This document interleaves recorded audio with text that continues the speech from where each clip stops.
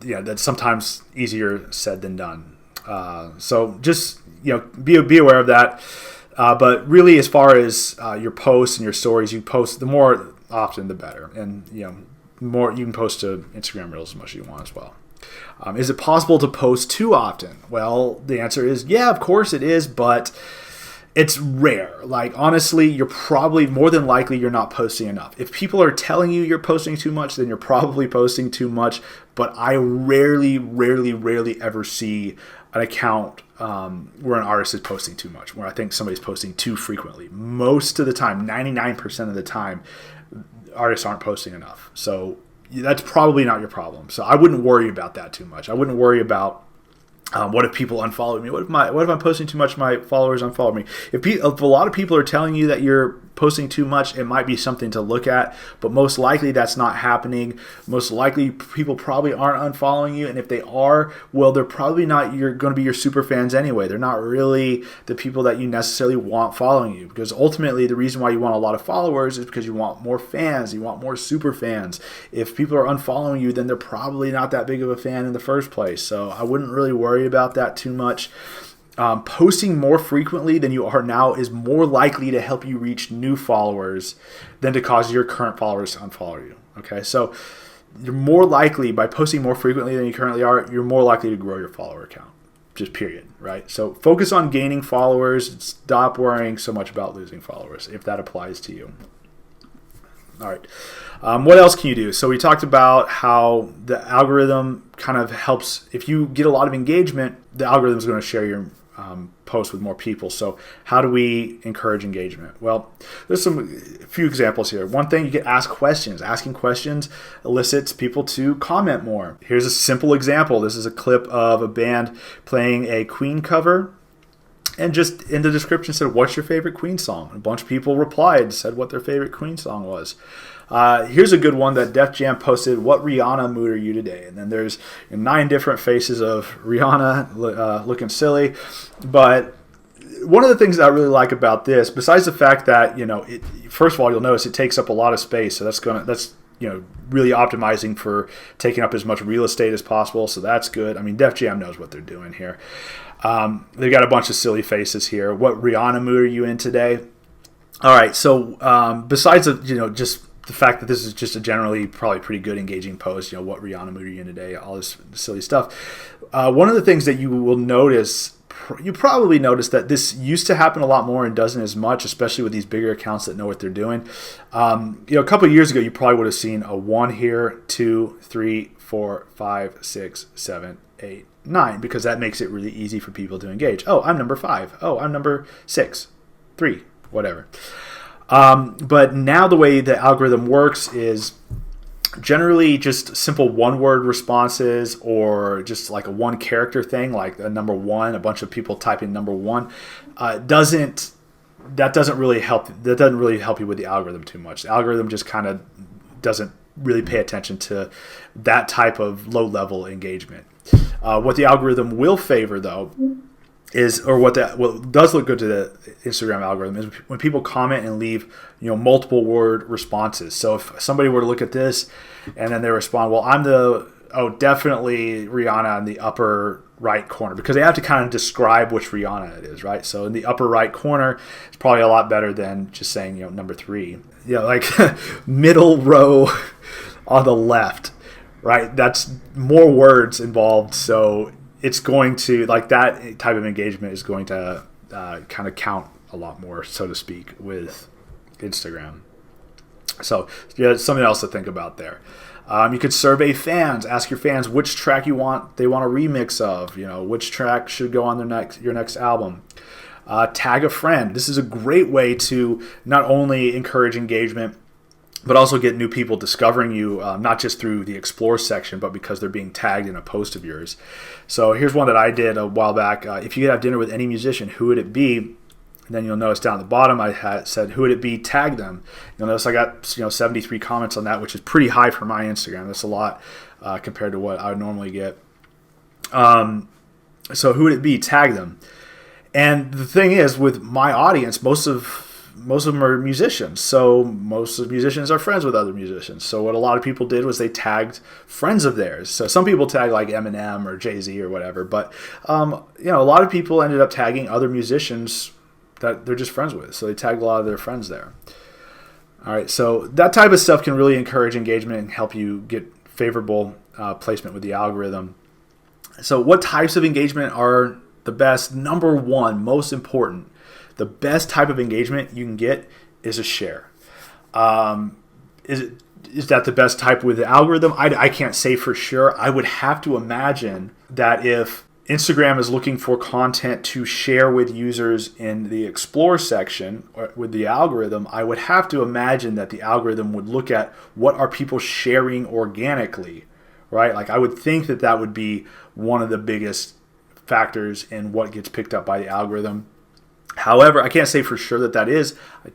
However, the reason why I say that's the number one best type of engagement is not just because of the influence on the algorithm. It's because, well, first of all, that's how stuff really goes viral. It's not just because it's getting shared in an algorithm. It's because people are actually sharing it with their friends. People are sharing it with each other. That's what causes virality. When people when people are organically sharing your content. Okay, because when I share it with a couple of my friends and a couple of them share it with a couple more friends, that's how stuff really goes viral. Okay, so the share, whatever content you're posting that's getting shared the most, keep that in mind because that's the best type of engagement you can get, and that's what causes virality. But also you have to think about like the level of engagement that's involved with any kind of engagement on social media. So just tapping that little heart icon on Instagram is super low engagement. It's super easy to do. Anybody can do it. Nobody knows if you liked something or not. Like it doesn't matter what you like. You just click a little heart icon, super easy. Comment, same kind of thing for the most part, except it does require a little bit more thought to think of a comment to say versus tapping a little heart icon. But when somebody is sharing a piece of content, they're giving your content a high level of endorsement, their seal of approval. Not only is it something they like, but they actually want to share it with somebody else. Okay, so that's why I say the share is the best type of engagement. I would say in most cases a follow would be the next best type of engagement. Not necessarily, I don't know if that is with the algorithm or not. Nobody actually knows exactly how the algorithm works. Just people kind of infer things through best practices and seeing what's working for them and what's working for other people. But I would say if your goal is to grow your following, then obviously getting a follower is probably a pretty good level of engagement. And then third level of engagement after that would be everything else. That's what I would say. So a few other things that you can do. Reply to comments. It's an easy way to double your comment count. If you have 10 comments on a post and you reply to every one of it, your comments count too. So if you reply to every one of those comments, now you've just doubled your comment count from 10 to 20. It also helps to build a connection with your followers. So it's not just a one-way conversation where you're posting something and they're responding to it, which is kind of a two-way almost conversation. But when you post something and they respond to it and you respond to them, now you're creating a connection. That's like almost creating a real dialogue there. Also use hashtags. Maybe not for the reason that you think, but when you use hashtags, it helps the algorithm understand what your content is about. So again, once your content gets a little bit of engagement and it starts to be shared in the Explore section, certain hashtags are going to help the algorithm figure out what that actual post is about and whose Explore section to share it with. Because it's not just when your content gets picked up by the Explore section, it goes to everybody's Explore section. No, it just goes to certain people's Explore section based on their interest and what they're likely to interact with, and the hashtags can help you with that. So if you want to use a bunch of hashtags and you don't know how, can't think of any, this is a great resource you're going to really like. It's called displaypurposes.com. I'm going to show you real quick. All right, so this can do a lot of, this has a few different features that you can play around with, the auto selection, manual selection, the number of tags, etc.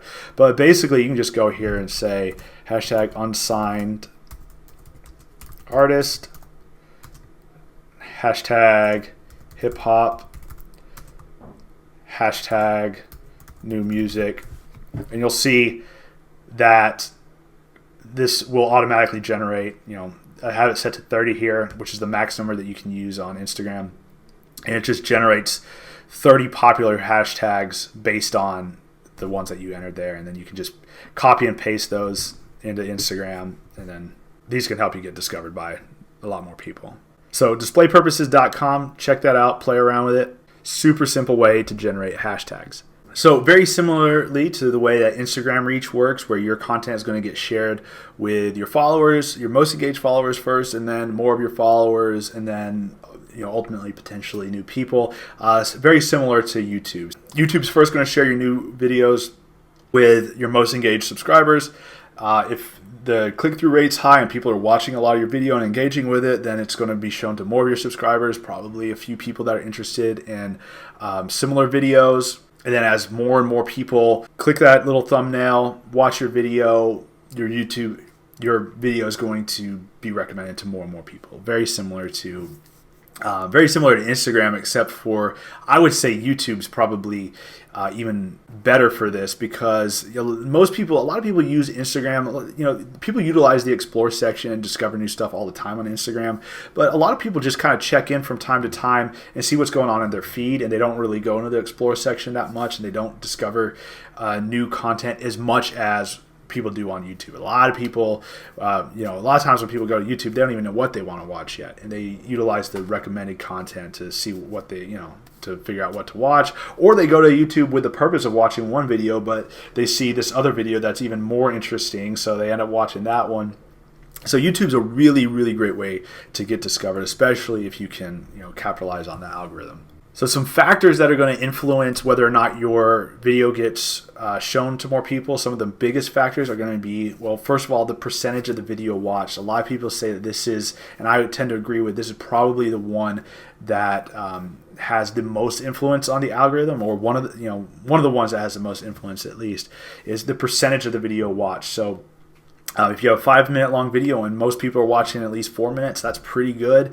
That's a good indicator to YouTube that it's a good piece of content, it's a good video that's going to keep other people on the platform and watching for longer. So the percentage of the video watched is a big factor. The time watched is a factor too, but I would say percentage watched is better. So it's better to have somebody watch 4 minutes of a 5-minute long video than 5 minutes of a 20-minute long video, right? Because if somebody tunes out, if on average people are tuning out about a quarter of the way through the video, that tells YouTube that people aren't sticking around watching the whole video. It's not really that engaging and worthwhile.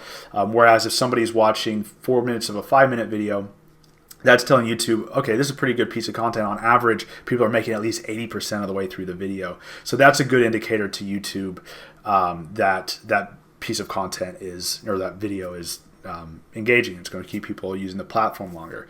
Of course, if your video is longer and has a longer percentage of the time watched, then that's even better, right? So it's if you have a 10-minute long video that on average people are watching 8 minutes of it, that's better than 4 minutes of a 5-minute video, even though it's the same percentage. But it's harder to do. It's easier to get people to watch a larger percentage of a shorter video. So just something to be mindful of. So the click-through rate, the more people you're getting to click on that little thumbnail, the better. That's going to really help with your algorithm. It's going to help your content get recommended to more people. So really, I would say the two best things to focus on, if you can get people watching your video longer, watching a higher percentage of it, and also getting more people clicking that thumbnail, that's really a recipe for the algorithm to share your video a lot. Also, interactions do play a big factor as well. I would say the percentage of the time the videos watched and the click-through rate are the two biggest ones, but also if the video is getting a lot of subscribes, a lot of people adding that video to their playlists, or they're liking or commenting on the videos, that can all influence the algorithm as well and help your video get shared with more people. And monetization, this is one that YouTube won't admit this. They won't admit that this is a factor, but when you have a certain level of engagement on your channel, you can choose whether to monetize your videos or not. In other words, you can choose whether to turn ads on. And I was suspicious for a long time that this did play a factor, even though YouTube won't admit it. For a long time, I didn't turn on ads on my channel because I thought it would hurt the user experience. Like, I didn't want people to have to watch ads on my videos. But in the back of my mind, I thought, well, if I was YouTube and I had two videos that were equally good, and one of them made me money and the other one didn't, I would probably want to push the one that made money for me, right? So I was always a little bit suspicious that if I turned the ads on, that it would cause my videos to get more views. And so yeah, and then I realized like a lot of other YouTubers were saying the same thing, like that they noticed an increase in views when they turned ads on. So that kind of confirmed for me. I was like, okay, well, I think that there's probably something to it. I think that there very well maybe some kind of algorithmic favorability, I guess, to turning the ads on. So when I did, I have to confirm for sure, as soon as I turned that monetization on my videos, immediately, that very next day, immediately, the view count started going up on all the videos. So, YouTube won't admit it, but I would say that monetizing your videos can definitely help influence the algorithm to share your video with more people. All right, so what can you do to increase the watch time and increase engagement? Well, keep your videos interesting, of course. Remember, percentage of the video watched is very important, but don't make them too long in most cases. Like I said before, the percentage of the video being watched is a factor. The longer, if they're a longer video and people are watching most of the video, then that's fantastic, but it's harder to make that happen. It's harder to get people watching. People just have short attention spans, so it's harder to get people to watch longer videos for a long time in most cases. But if you can make that happen, like a lot of people that have successful podcasts, like Joe Rogan, for example, or something, he has these 4-hour-long videos, but people watch them all the way through. People love his podcast. So if you can create content that gets people watching for a long time and they watch the majority of it, that's fantastic. Otherwise, if you try to keep your videos shorter until you can figure out the formula to make that happen, that'll help you get a higher percentage watch time. Also, for the click-through rate, test your thumbnails. What you think is going to get a high click-through rate doesn't always work, and if you're not testing, you're not going to really know for sure. So test your thumbnails. This is going to improve your click-through rate. There's a tool called TubeBuddy, and this is very useful for testing your thumbnails. It's got an A/B test. It actually does a ton of stuff. There's lots of stuff that you can use it for. I believe that they have like a really, really inexpensive starter version for like $5 or something, $5 a month to try out. I think that you have to upgrade if you want the A/B test for thumbnails, but if you're doing a lot of stuff on YouTube, it can easily be worth it. Like, for example, this one right here, if you notice these thumbnails for this video, it's exactly the same thumbnail, exactly the same title. Everything's identical, except this one's got a purple background, this one's got a green background, and the click-through rate on this one was 250% higher, meaning more than 3 times as many people were clicking this. So for every one person that clicked this, 3 or more people were clicking this one just because it was green. Okay, so things that you don't even think about maybe can really play a big role and make a big difference. To get 3 times as many views for this video just because it's green, the thumbnail's green versus purple. Okay, so that's the kind of thing you want to test. It can really help you with your click-through rate. If you want to check out TubeBuddy, if you go to tubebuddy.com/jammob, then I think I get some kind of like referral commission for your for referring you. If you don't want me to get a commission, then you can just go to tubebuddy.com. It's up to you.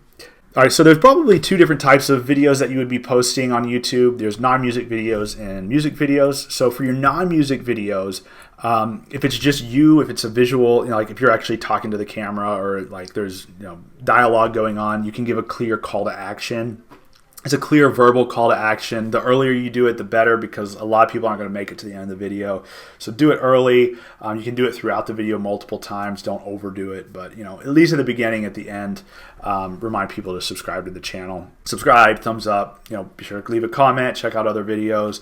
Go check out my videos on jammob.com for ideas on how to do that. And reply to your comments on your videos, especially when the video is new, because when the algorithm is going to favor new content. So if your content is getting a lot of engagement right away, it's going to get shared a lot more. And then as time goes on, it'll probably it'll be getting recommended less and less. But you really want to capitalize on when that video is new. So hint, hint, if you want me to reply to something on YouTube, comment as soon as the video goes live, because then I'm probably going to reply to that comment. I typically kind of pay more attention within the first few hours or the first day or so of when I post a video, and then after that, I end up getting a lot of comments on old videos, and I don't keep up with all of it, especially the ones that are require long explanations, long answers. But if you ask a question right after I post a video, I'm probably going to be most likely to respond to it. And you should do the same. For music videos, you can't really give that clear call to action like, hey, subscribe to my channel while the music's playing or anything like that. But you could use like a text overlay at the beginning, so you just have like that text subscribe message at the beginning, at the end, if you can't do like a verbal thing.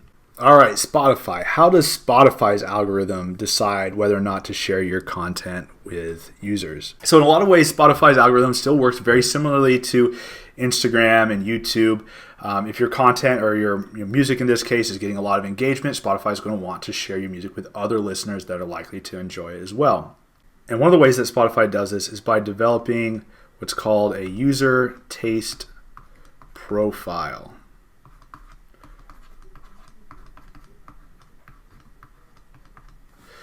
All right, so how does this work? Well, if you have a user, I'll do like this. This is a little user avatar. This looks like what I want it to in my head, but I don't think. Okay, so this is just like a. Does that look? So this is like a user avatar where this is the head, the top circle is the head, this is the body. I don't know, whatever. Anyway, again, I apologize for not being better at drawing, but this is a user, and this user likes, let's say, listens to a lot of Eminem. Also listens to John Mayer, has an eclectic taste. John Mayer and Taylor Swift. So listens to a lot of different stuff. Let's see. And let's say EDM DJ or something, maybe like Odessa. Is it Z? Did they do Z or S? I don't know. Whatever. So super eclectic taste. Listens to EDM, hip hop, singer-songwriter stuff.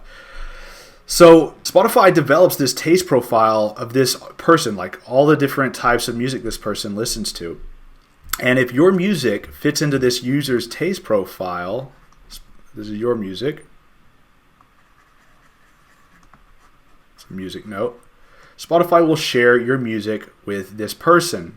And part of what Spotify's algorithm does is, in addition to developing a taste profile for this user, of course, Spotify is developing taste profiles for other users. So when this user likes your music and listens to it and gives it a thumbs up and follows you, then Spotify is going to say, hey, well, we should share that with other people. So Spotify looks at other users that have a similar taste profile to this person, and then Spotify will share, and Spotify will then share your music with those people as well.